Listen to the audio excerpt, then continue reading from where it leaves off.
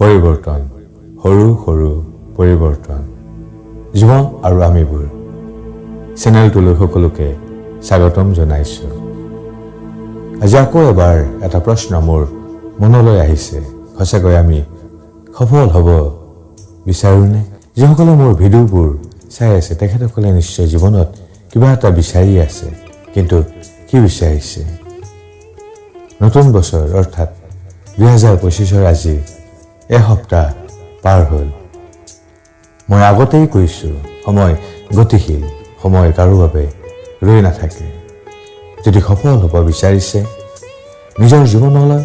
সৰু সৰু পৰিৱৰ্তন আনক যেনে ধৰক ৰাতিপুৱা যদি 8 বজাত উঠিছিল এতিয়া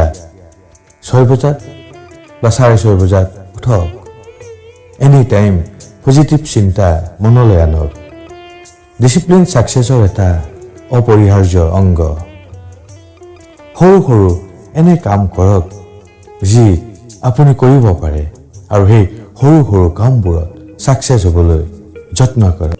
যে আপোনাৰ আত্মবিশ্বাসৰ ওপৰত প্ৰভাৱ পেলাব ডেইলি 10 টকাকৈ হলেও জমা কৰিবলৈ আৰম্ভ কৰক আনৰ কথা মনলৈ কেতিয়াও নানিব মোৰ বন্ধু বিকাশ আজি ডক্টৰ মই বেকাৰ হৈ বহি আছো এনে ধৰণৰ ভাৱ কেতিয়াও মনলৈ নানিব নিজৰ ঘৰখনক লৈ প্ৰথমে সুখী হ'বলৈ চেষ্টা কৰক নতুন নতুন কিছু কথা জানিবলৈ বা শিকিবলৈ চেষ্টা কৰক এনে ধৰণৰ সৰু সৰু পৰিৱৰ্তনে আপোনাক সফল হোৱাত সহায় কৰিব পাৰে আটাইতকৈ ডাঙৰ কথা বিশ্বাস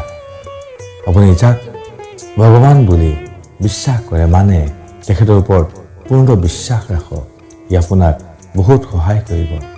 নিজৰ জীৱনটোক সুন্দৰভাৱে আগুৱাই নিবলৈ সফল হ'বলৈ নেক্সট ভিডিঅ'টোত আকৌ লগ পাম ধন্যবাদ